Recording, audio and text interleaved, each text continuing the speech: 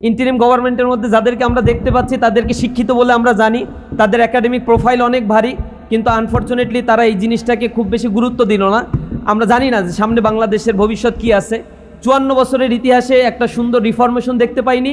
তার পূর্ববর্তী 23 বছরের যখন পাকিস্তানি শাসন আমল বা পূর্ববর্তী আমাদের উপনিবেশিক শাসনের সময়ও আমরা এই এডুকেশনের কাঙ্ক্ষিত যে রিফরমেশন, যার মধ্য দিয়ে একটা জাতি গঠিত হবে, যে জাতি সারা পৃথিবীকে নেতৃত্ব দেবে, সেরকম জিনিস আমরা আসলে তৈরি করতে পারি নাই।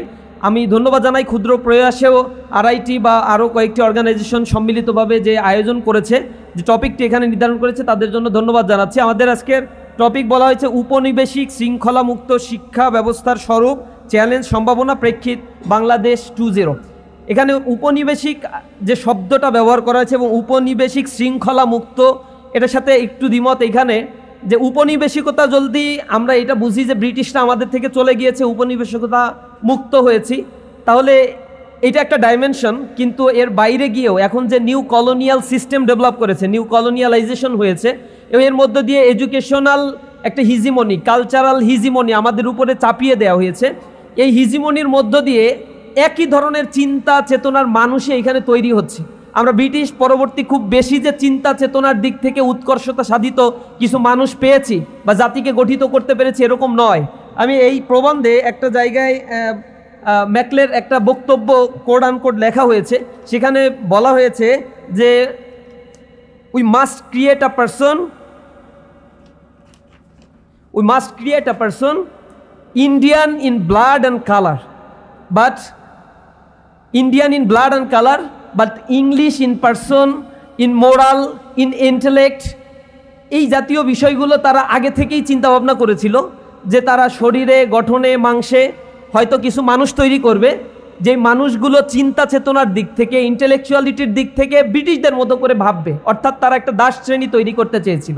আমাদের এই অঞ্চলের ইতিহাস যদি আপনারা একটু দেখেন, প্রাগৈতিহাসিক যুগ, দ্রাবিড়দের সময়, পরবর্তীতে আর্যরা আসলো, আর্যদের আধিপত্যর আগে এখানে মৌর্য, এরপরে পাল, সেন, গুপ্ত, ধারাবাহিকভাবে যে শাসন, সর্বশেষ সেন, এরপরে মুসলমানদের আগমনের পরে এই অঞ্চলে দুইটা অধিবাসীদেরকে আসলে স্থায়ী অধিবাসী হিসেবে আইডেন্টিফাই করা হয়। একটা হচ্ছে আর্য জাতিকে বলা হয়, আর একটা হচ্ছে মুসলিম জাতিকে বলা হয়।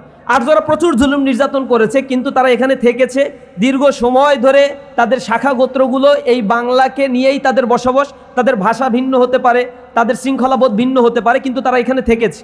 অন্যরা বেনিয়া হিসেবে এসেছে, লুটপাট করে এখান থেকে নিয়ে চলে গিয়েছে। সত্যেন সেনের লেখা অনেকগুলো বই আপনারা পড়লে দেখবেন, মশলার যুদ্ধ বা আরও কয়েকটা বইয়ের মধ্যে তিনি খুব ভালোভাবে তুলে ধরেছেন যে এইখানে উপনিবেশবাদ গড়ার জন্য কেউ আসে নাই, লুটপাট করার জন্য ইউরোপিয়ানরা, ডাচরা, ইন্দো ইউরোপিয়ানরা এখানে এসেছিল। কিন্তু মুসলমানরা যখন 17 ঘোড়সওয়ারি নিয়ে এই অঞ্চলে ইখতিয়ার উদ্দিন মোহাম্মদ বিন বখতিয়ার খলজির নেতৃত্বে এসেছিল, this was not the first step. এর পূর্বেও 1139 সালে বা 12শো শতাব্দীর শুরু এবং মাঝামাঝি সময়ে এখানে অনেক দার্শনিকের আগমন ঘটেছিল। বাবা আদম শহীদ, এরপরে খানজাহান আলী, খান বাহাদুর বা আরও অনেক মনীষীদের কথা আমরা জানি, যারা এই অঞ্চলে এসে হালাল রুজি নিয়ে এসেছিল। তারা প্রথমে ইসলাম নিয়ে আসে নাই, মানুষকে বাধ্য করে না ইসলামী শরিয়া আইনের ব্যাপারে। তারা হালাল রুজি, মানুষের মধ্যে যে বিভাজনগুলো ছিল, যে কাস্ট প্রথা ছিল, এর এগেইনস্টে তারা একটা সিস্টেম ডেভেলপ করেছে, মানুষকে মানবতা শেখানোর চেষ্টা করেছে। এরপরে যখন এই অঞ্চলে বখতিয়ার খলজির নেতৃত্বে একটা বাহিনী আসলো, ছোট্ট একটা বাহিনী, লক্ষণ সেন পেছনের দরজা দিয়ে পালিয়ে গেল।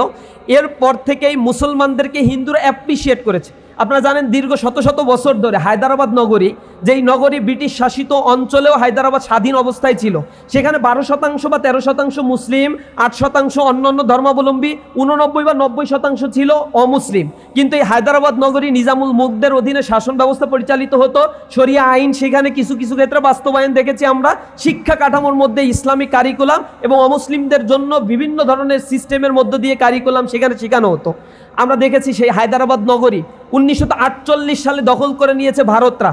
ভারত দখল করেছে, তার 47-এ স্বাধীনতার পরে এসে এখানে কলোনিয়াল সিস্টেম আবার ডেভেলপ করেছে, মানুষকে তারা পরাধীন করেছে এবং ট্যাগিংয়ের কালচার দিয়ে এখানে আরেকটা কলোনিয়াল, যেটাকে নিউ কলোনিয়াল সিস্টেম, আবার কলোনিয়াল বললেও ভুল হবে না, কারণ ব্রিটিশরা চলে গিয়েছে। এখানে জুনগর, গোয়া, মানভাদর এগুলো স্বাধীন অবস্থায় ছিল। আসাম, এইখানে ওই বিশেষ করে লেন্দুব দর্জির নেতৃত্বে যখন সিকিম দখল করে নিল, আবার এখন লাদাখে যখন আন্দোলন হয় তখন বলা হয় এই লাদাখের আন্দোলনে মানে চায়নার প্রভাব রয়েছে।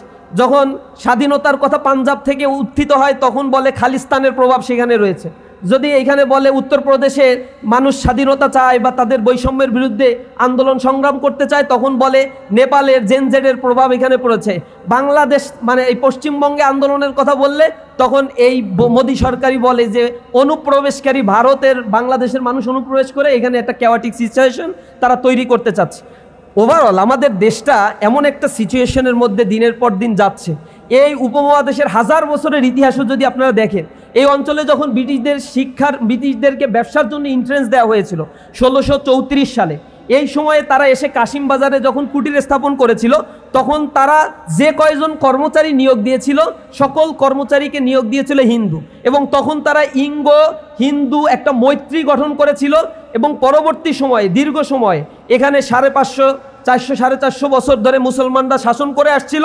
সেখানে মুসলমানদের সাথে হিন্দুদের একটা বিবাদ ঘটানোর জন্য এখানে হিন্দুদেরকে এম্পাওয়ার্ড করা আর তাদের মনস্তাত্ত্বিকভাবে বোঝানোর চেষ্টা করছে মুসলমানরা তোমাদের সাপ্রেস করছে, তোমাদেরকে বঞ্চিত করছে, সুতরাং তোমাদেরকে জেগে উঠতে হবে। এই জায়গা থেকে তারা একটা দীর্ঘ জার্নি। এরপরে 1757 সালে তারা যখন পলাশির কনস্পাইরেসি করে এই অঞ্চলটা দখল নিল, এরপরে মাত্র 13 বছরের ব্যবধানে এই অঞ্চলে একটা দুর্ভিক্ষ সংঘটিত হয়েছিল। আপনারা দুর্ভিক্ষের কথা খুব ভালোভাবেই জানেন। 13 বছরের ব্যবধানে 76-এর মনোত্তর নামে আমরা যেটা জানি 1770 সালে যেটা ঘটেছিল, এই 76-এর মনোত্তরের মধ্য দিয়ে এখানে 1/3 পপুলেশন, এখানে ব্রিটিশ নথিপত্রে আমি দেখেছি সেখানে 1,55,00,000 মানুষের কথা বলা হয়েছে যারা মৃত্যুবরণ করেছে, আর অন্য যারা জীবিত ছিল তারাও নিউট্রিশনের অভাবে ভুগত। 100 বছর ধরে এই অঞ্চলের ব্রিটিশরা এদেশের শিক্ষা কাঠামো তৈরি করার পরিবর্তে এখানে জাতিগত নিধন, ইথনিক ক্লিনজিং করেছিল। তারা এখানে জেনোসাইড সংগঠিত করেছিল। এগুলো নিয়ে খুব বেশি চর্চা হয় না। ব্রিটিশরা আমাদের এই অঞ্চলে চিরস্থায়ী বন্দোবস্ত, সূর্যাস্ত আইন এইসব চালু করে দিয়ে মুসলমানদের কাছ থেকে তাদের জমি জমাগুলো এখান থেকে কেড়ে নিয়েছিল। তারা নিয়ে এখানে আরেকটা জাতিকে এখানে এম্পাওয়ার্ড করেছিল, আর যারা দীর্ঘ সময় ধরে শাসন করেছে তাদেরকে ওই জাতির মুখোমুখি দাঁড় করিয়ে হিন্দু মুসলমানদের মধ্যে একটা সাম্প্রদায়িক দাঙ্গা বাঁধানোর জন্য তারা পায়তারা করেছিল। পরবর্তীতে তারা 1905 সালে যদিও বঙ্গভঙ্গ করে কিছুটা রিকভারি করার চেষ্টা করেছে, কিন্তু এতেও তাদের ব্যাড ইন্টেনশন ছিল, আমরা লক্ষ্য করেছি। দীর্ঘ সময় ধরে ব্রিটিশরা এই অঞ্চলের মানুষকে অশিক্ষিত এবং বর্বর করার যে মিশনে নেমেছিল। আপনারা জানেন যে ব্রিটিশরা আগমনের পূর্বে ব্রিটিশ নথিপত্রই বলছে এখানে 80,000 মক্তব চালু ছিল এই বঙ্গপ্রদেশে। একটা মাদ্রাসা এখানে পরিচালিত হতো যেখানে 400-এর অধিক শিক্ষার্থী সেখানে ছিল। এখানে একটা সভ্য একটা জাতিকে তৈরির জন্য দীর্ঘ সময় ধরে মুসলমানদের চেষ্টা প্রচেষ্টা অব্যাহত ছিল। 100 বছর ধরে এখানে ব্রিটিশরা কোনো ধরনের শিক্ষার ফুল কাঠামো তৈরি করেনি। তারা চেয়েছিল মনস্তাত্ত্বিকভাবে একটা পরাধীন জাতি তৈরি করার জন্য, যার ফলশ্রুতিতে এই অঞ্চলে মুসলমানরা শিখাতো আরবি, ফার্সি, সংস্কৃতি, বাংলা, এই ভাষাগুলো ছিল আমাদের কমিউনিকেশনের ভাষা।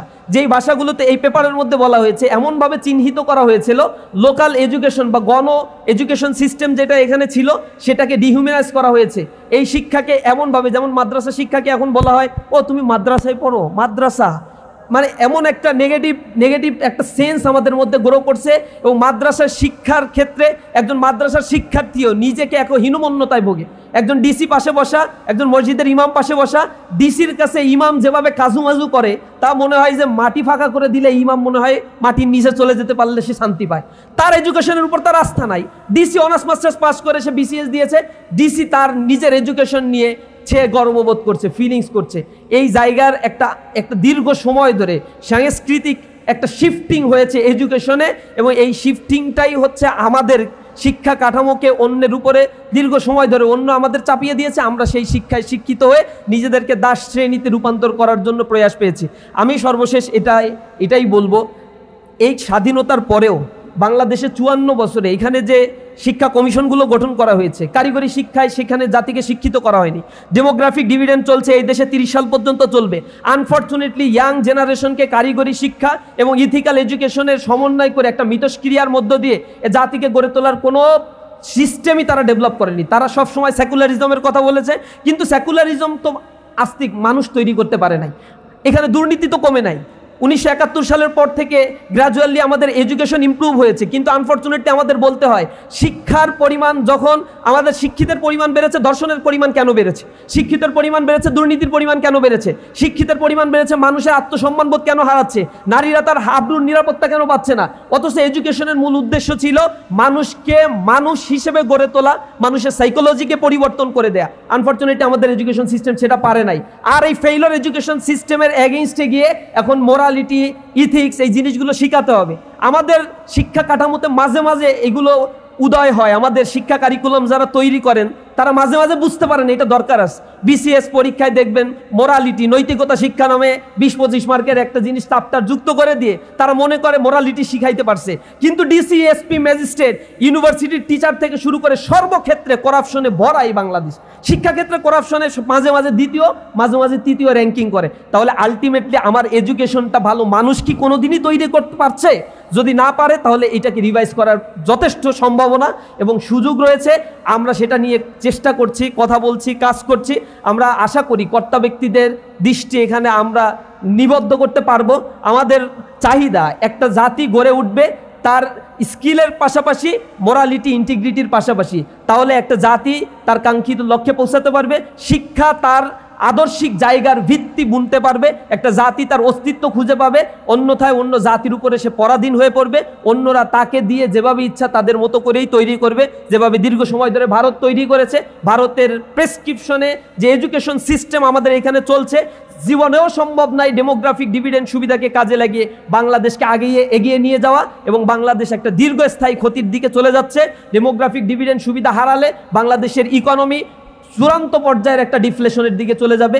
আমি এই আশঙ্কার জায়গা থেকে আহ্বান জানাই যারা এই শিক্ষিত সমাজকে গড়ে তোলার জন্য কার্যকর উদ্যোগ হাতে নিয়েছে, যারা কারিকুলাম নিয়ে কাজ করছে, তাদেরকে এই ব্যাপারে আসলেই সুনির্দিষ্ট করতে হবে এবং সুস্পষ্ট পদক্ষেপ তাদেরকে গ্রহণ করতে হবে। সকলকে ধন্যবাদ। আসসালামু আলাইকুম রহমতুল্লাহ।